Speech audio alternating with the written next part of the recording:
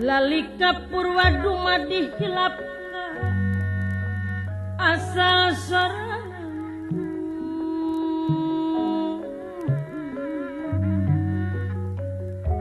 di mana asalnya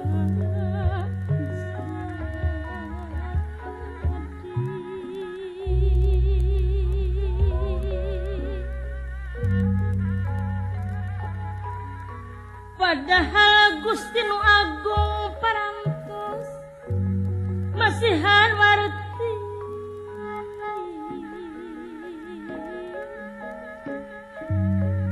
asal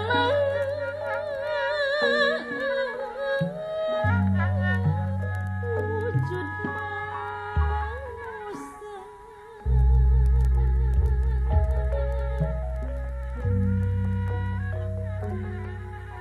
Dina saripati bumi anu estu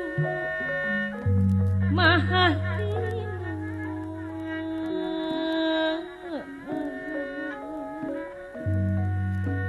maha mulia mah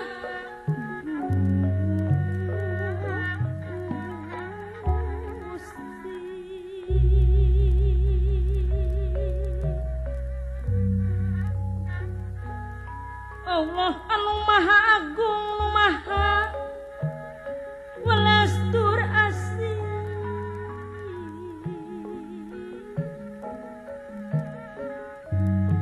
maha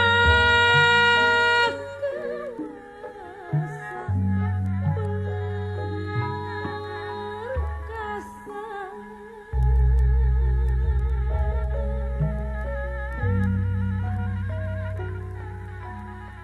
Saripati jadi cai dina tempat nu santosa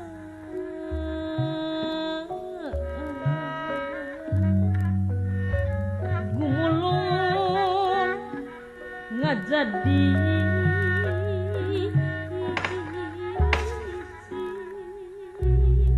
amin ya robbal alamin mugi Gusti nyubadan ge nurut kala dengekeun ku anjeun sakumaha galindeng tadi yen manusia teh asalna saripati bumi ku kersana nu maha kawasa gumulung ngajadi hiji calik dina rahim nu jadi indung tapi lamun heug ayeuna urang ngaguar aratinik tina kecap manusia asal tina tilu suku kata man usi jeung Ariman bisa diteruskan dikiratakan bari jeung nyata naman aropa nafsahu faqad aropa robbahu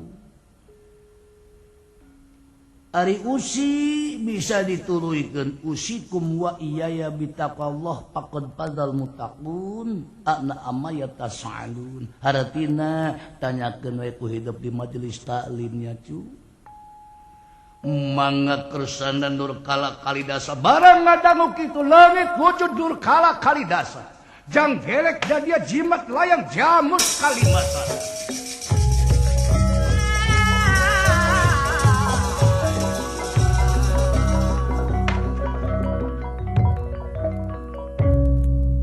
geuning jimat layang jamus kalimat sada ageman kaula ageman lancit kaula kamana ari kakang sema wiku kang linuhung anu calik ing pangkonan Arjuna putra Panah Pandawa sapadahna ngagedogeun salirana leungit wujud pandita jangelek jadi lurah Semar Badranaya jelema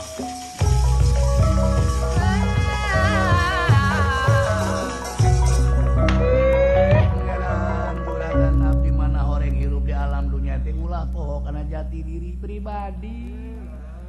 keur naon taya sanes maksudna mahayu urang sauyunan sabilulungan sabapait sama manis sing karasa sabangsa teh kan waktosna. Kambang pinitik sedang mekar senabar sari tutup lawang sigodak.